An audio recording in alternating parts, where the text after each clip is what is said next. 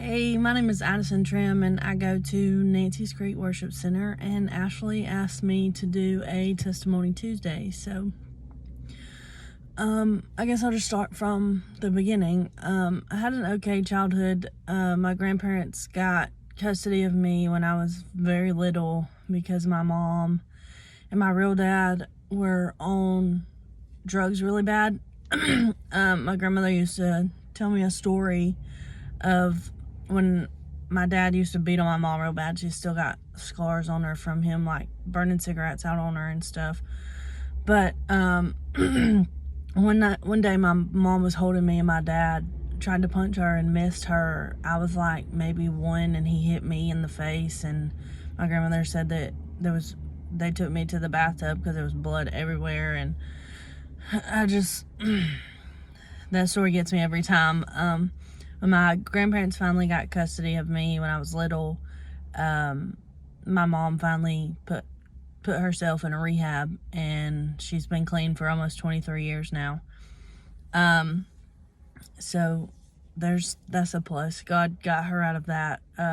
Thank God, because I don't know where I would be without my mom today. So fast forward, my mom gets custody back, and she went through, I had a bunch of stepdads.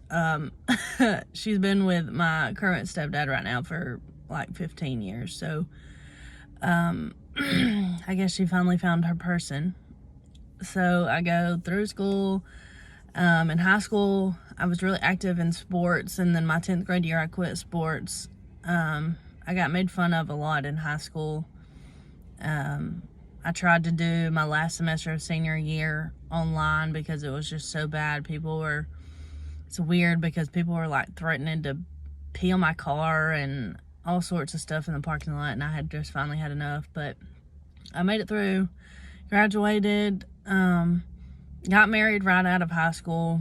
Very, very toxic relationship. We were together, all together, maybe a year. We were married for 5 months. That was 2019. We got married. I don't even remember the month. I got pregnant in October of 2019 with my 3-year-old Allie. It was just toxic. He was just scream at me, throw stuff at me, and punch the wall beside my head where I was standing. All I could do was stand there and squall because it was just, it was bad. And I'm glad I finally got out of that, because in December of 2019, he told me that he wasn't happy and that he didn't want another kid. He already had one. So he said, you need to go to your mom's for the weekend and just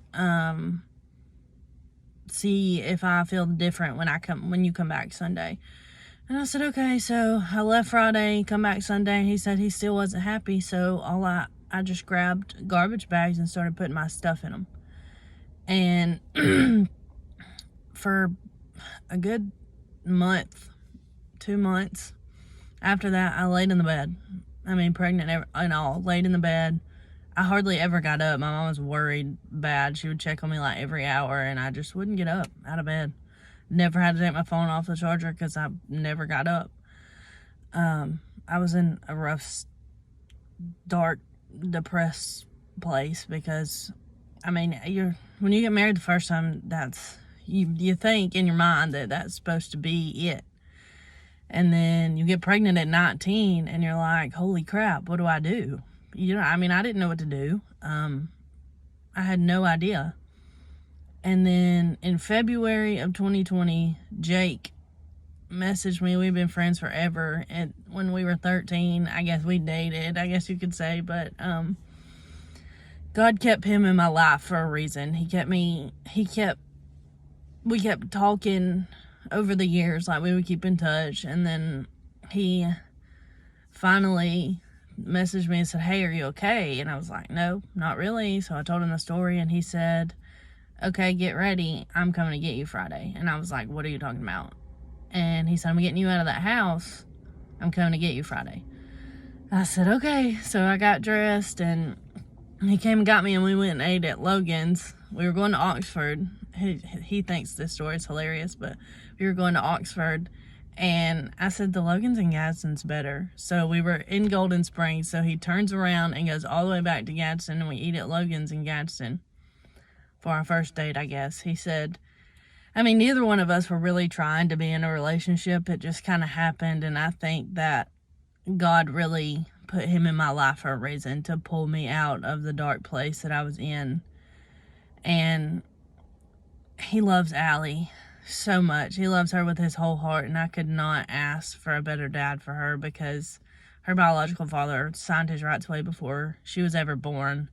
When he got the divorce papers, the only thing he was concerned about was the child support. He didn't ask how I was. He didn't ask nothing, which is fine. I mean, I think God got him out of my life for a reason, because it was just not where I needed to be and where my child needed to be. But I guess it hurt me so bad because I've watched me go through divorce after divorce, and I didn't want my kid to live the way that I lived, and now she's not, and I think God did that on purpose. God definitely put Jake and his family in my life for a reason, and now we're happily married. We have our own house. I've never thought in a million years that I would ever have my own house, ever. My mom's never had her own house, as far as I know, as far as I can remember. So I just thought that I was doomed to live the same life that my mom did. I was going to be married for however many times, and it just didn't pan out that way. God had different plans for me, and I am so glad that he did, because without God, I ran from God for so long.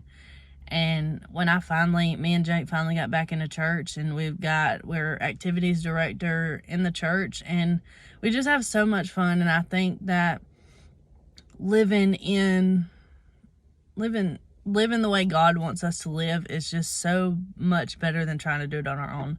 Because doing it on your own, you get tired, and you just get in a dark place. And